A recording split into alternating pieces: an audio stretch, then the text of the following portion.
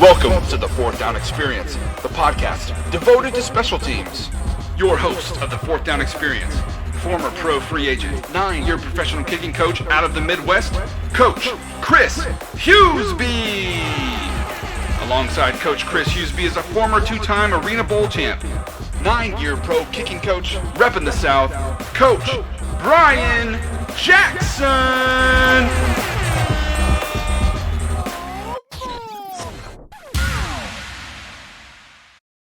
What's up, guys? Brian Jackson here. I'll let these guys introduce themselves. Hey, what's up? Chris Husby here, co-host with Brian on the Fourth Down Experience podcast. Excited to have you guys here. We're trying something different where we are live streaming with an NFL specialist, and we're breaking down their favorite kicks of their career and getting a kind of an inside-the-mind look on what they were thinking during these plays. So today we got Cairo Santos on. Welcome to the Fourth Down Experience podcast live stream. Thanks, guys. It's a pleasure to talk to you guys live. And we spoke on the phone a few times, so it's an honor. I'm a big fan of you guys' page. You've been following Coach Brian since college, so we've been exchanging words ever since. And it's a pleasure, and hopefully get to break down some kicks here. Yeah. Cairo, before we get into the kicks here, what's going on with you these days? Where are you at? What's the next chapter for you? Are you still kicking, etc.? Yeah, so I'm in Jacksonville, Florida, where it's been my home for the past 3 years, and I went to high school down the road in St. Augustine. So just, like a free agent, it's my first year, not starting the NFL season with the team. So just a different kind of gear that you have to run.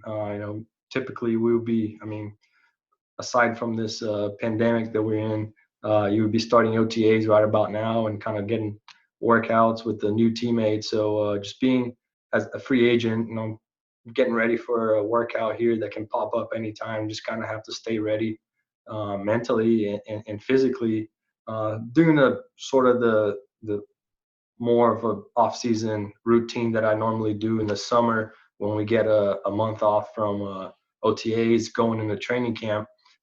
It's sort of an off season, but not really, because you have a month and a half off, but you're going into such an important time, which is training camp.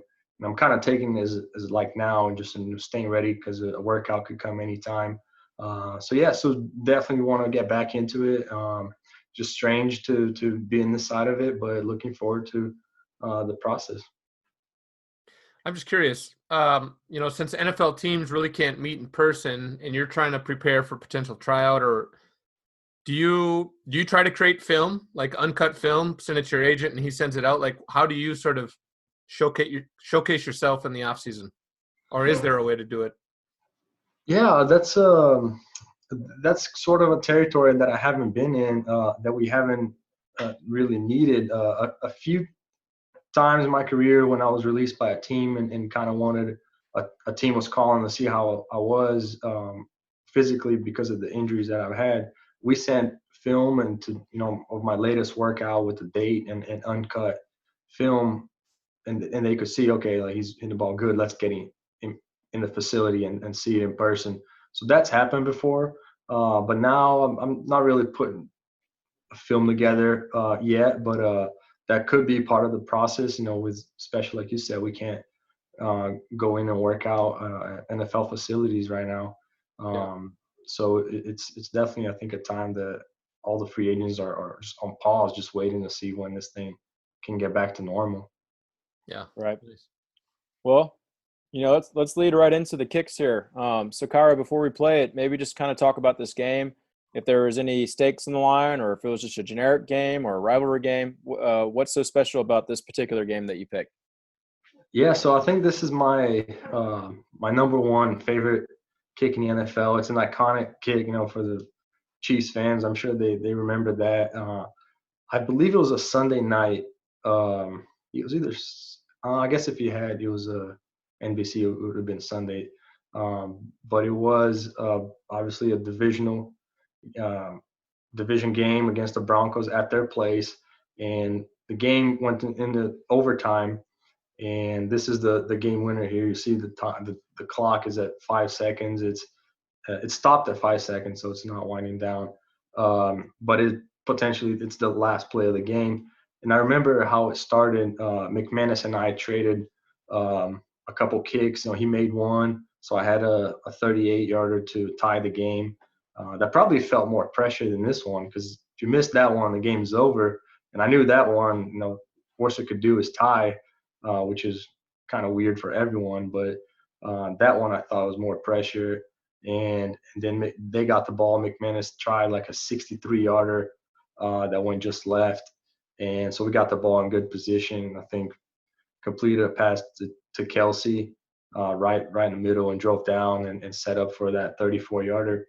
And so I knew, obviously, that I could have a chance to win the game here. So I left hash. The wind is kind of going. It's helping a little bit, but such a short kick, I guess it doesn't really matter all that much. But it's going to the right. So I played it a little bit left, probably just left center. And I think with the adrenaline and being at Mile High, the ball kind of gets through quicker and sort of to the goalpost quicker. I pulled it a tiny bit, and I guess, Coach, if you want to play it out, we'll see what happens here. But it's pretty special. All right, we should be able to hear the audio on this too. So interesting.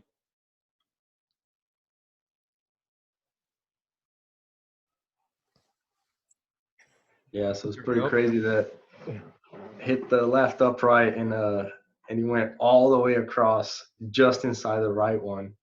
And I was actually, from my perspective, I was able to see that he went in.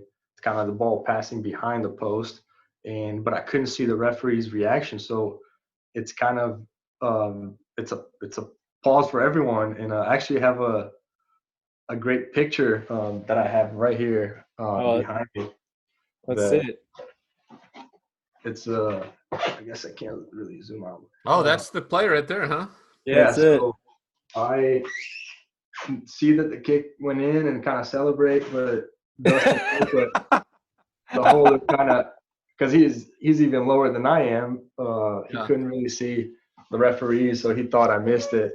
That is like awesome. That look at this, just ricochet. I mean, doink. It does show the angle you're talking about, and then there's the referee right there with his hands up.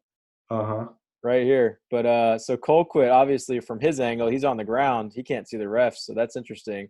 And half of our line thought I missed it too. So they'd turn around, went like that, and then hear the crowd or whatever they saw, celebrating, and then turn and see the referees like that. So it was. So this is your opposition. Here's your teammate. This guy, it looks like he actually thought you. Looks like he probably thought you missed. No, he thought you missed it. Yeah, I thought I missed it. So Demetrius Harris, the tight end, there, I think at that time he thought I missed it too. So Cairo, at what point in the season was this game? And was there anything on the line? Obviously, you need a win. Wins are valuable in the NFL, but at what point in the season was this game? So I remember it was late because it was chilly. If I probably was, I remember actually, because it was early November. Okay. Because then the following week, I had another game winner that was like right after my birthday. My birthday's November 12th, so it must have been first week of November. And so, it's still not really the playoff push yet. But anytime you're playing division opponent, you want to rack up those wins. So as you're lining up for this kick, what's going in your head? Do you got a thought process, some little verbal cues you tell yourself, or what do you think about when you think about oh, this is a game winner? I just kind of stick to my routine, the same routine that you're seeing us do here on the field. If you, Coach, you can rewind back a little bit. I pick my spot. Winchester, the snapper, he kind of waits for me to start taking my steps over. Because I sort of take my time back there. He doesn't want to be, as you guys know, just with your head low for that long of a period. So I kind of stick with that routine right there, and that just puts me in that mindset that it just feels like practice since I do this over and over again every rep. Even when I'm out there by myself in the field, I follow the same routine, and it just kind of clicks right into like a mindset that you just so focused and you know exactly what to do. So just go through that, and at that point, just give a nod to the holder, and he goes for the cadence, and so just kind of do it so many times that it definitely feels fast out there. Like something I've always, if it's such a rush that the moment you get called, for a field goal, you run onto the field and you go through your routine, kick the ball. It always feels like a blur, it just, but you remember every second of the process during it, but after it's just like, oh, wow, that was a rush. So it's such a special thing to go through. Do you hear the crowd when you're in this moment, or do you hear like the defense yelling at you, trying to get in your head? I just hear a noise. Like you don't really. It's like it's so constant that I think it'd be worse if like people in your ear saying different things and kind of taking your attention different directions. But when it's just like a crowd like that gets higher and higher, and that's a pretty loud stadium. I think I've gotten used to it over the years that you just doesn't bother you anymore. You hear the crowd, but you don't really pay attention to it. Right. What? Just curious, because we talk about ball tilt and ball lean, and we've heard a lot of great things with all you guys at the NFL level and even other various leagues. But it looks like a pretty solid tilt to the right towards the holder here. Have you noticed the ball tilt like in pictures and videos, or have you always been kind of like, hey, give me a nice little tilt towards you, or is this just the angle that we're located at? I think can we go back to when he catches it to Sure. see if he had to? I guess you can't see a whole lot, Yeah. but yeah, I normally like a little tilt. That's probably little more than I like. Maybe is the angle. Maybe the But angle, yeah. I do like it forward quite a bit. That's just my thing. So maybe the angle that it looks like it's probably a little more up and upright. That's what I like it. Just slight tilt, but forward for sure. So maybe the forward gives that seems it's more tilted. Nice. Well, this was a pretty fun kick. Let's move on to the next one here. All right, so let's go on to the second clip here. And maybe tell us a little bit. All right, Cairo, kind of set us up for this game. Where is it located at? Was there a lot on the line, or what was the importance and significance of this particular game? So for me, it was more of a personal significance. I remember this was my rookie year, my first game winner in the NFL, and I started my first two games shaky. I made a kick and missed a kick, made a kick and missed a kick. So it was still so early in my career that I think I needed something to spark that, like he is the Chiefs kicker. Because I still think I had a lot to prove, especially replacing a guy that did so well for the franchise in Ryan Suckup. So I think a lot of eyes were on me, okay, like, what can this kid do? And I didn't start my best, and then kind of slowly picked up a couple good kicks here and there. So I think this might have been like game 6 of the year or something. And it was a 48-yarder against, I think we were tied. So against the Chargers back in when they were in San Diego, and there's still probably 20 seconds on the clock. I don't think we can see it. But it wasn't the last play of the game, but it was just about. And right hash, which is where I always liked, if we had the chance to drive down and pick a hash, I always told my coaches right. So they did that for me there. And just turned out to be sort of a long kick there. And I remember we actually they call the timeout, try to freeze me, and it's kind of a little nugget in there in this kick that a lot of kickers like to try, and even coaches, they ask you to if you got a chance to hit that ball, hit it just to use it as a practice, especially that the wind was pretty heavy in my face and going to the left, so I try to favor more near the right upright and just hit the cleanest as try to cut the ball to sort of stay straight as I can.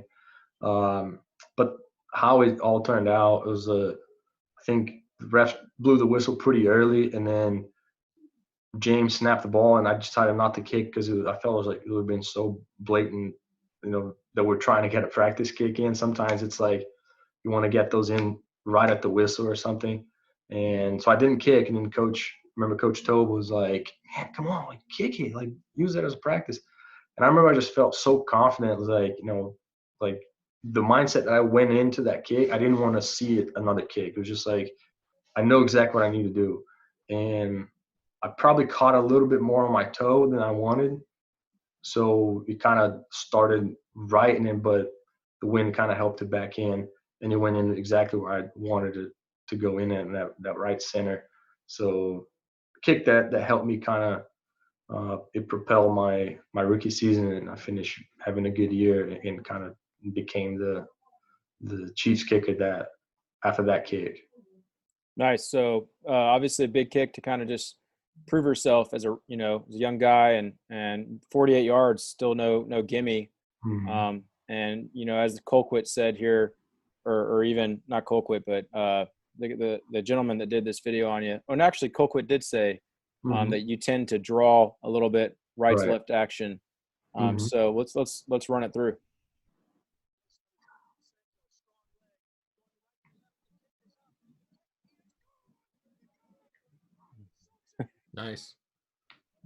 Nice. So what was the Portuguese comment there? So I understand. I know Chris probably knows it, but I want to learn it. Yeah. So I think a few weeks after I made the team, and then Mitch Holt was the announcer for the Chiefs, who has an awesome voice. He really likes to know every single player's past and history, to kind of add things when he's announcing and commentating the game. So he told me, he's like, hey, your first game winner, I'm going to say the kick is good. How do you say the kick is good in Portuguese? So I told him, o chute é bom. So that's literal, the kick is good.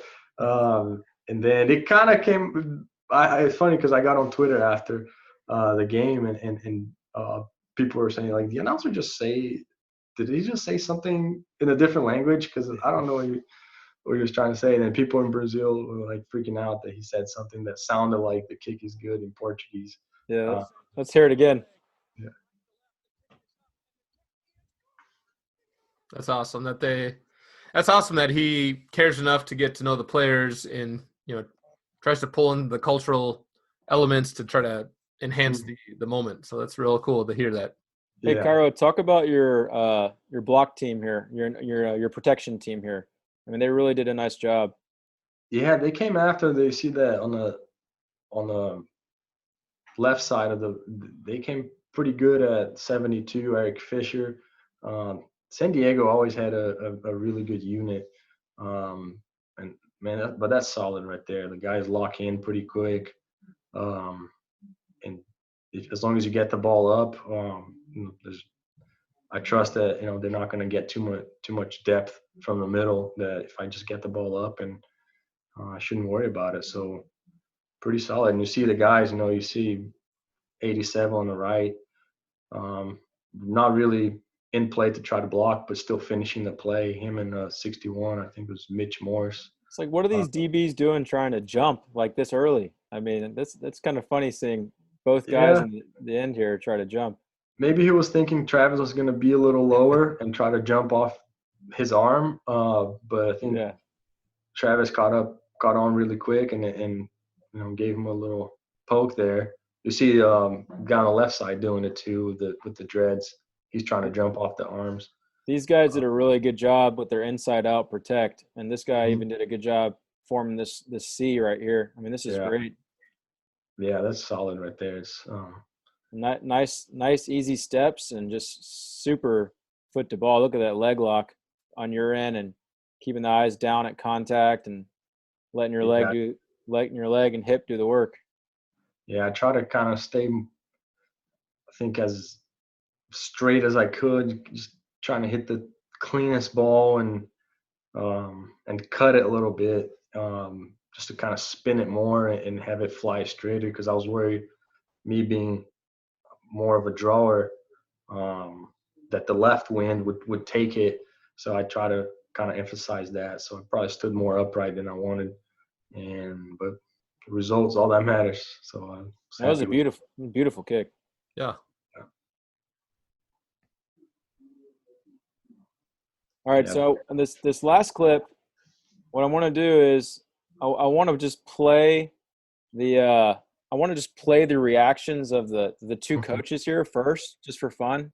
And I don't think Chris has seen this, so it'll be interesting, Chris, to see what you think is going to happen. Okay.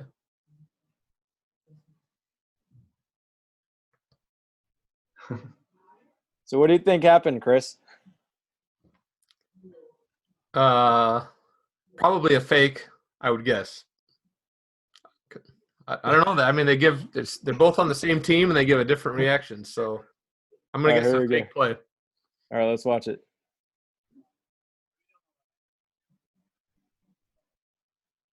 Ah, nice. How much of that was planned or was that a fire play? This needs to be a meme. Yeah, that was just a botched operation, both ways, I guess you could say, because so give you guys the full details.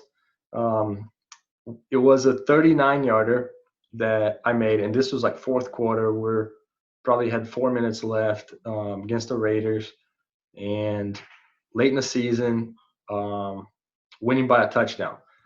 So I made the kick, 39-yarder, and I think Kelsey on the right had a face mask penalty that drew us back 10 yards. So now it's a 49-yarder, cold, and winning the game. So maybe let's not take the risk. And we're still on the field, and the ref just kind of backed this up and just kind of rolled right through. And then our special teams coach from the sideline gave me and 42, our sidelines here to our left, and gave me and 42 the signal for a play that we're going to run, which is a direct snap to the kicker. And since there's no returners back there and we don't want to risk, let's play the field position, and it's too much of a short field for a Colquitt, direct snap to the kicker. I punt it down inside the 10, and we survived the game.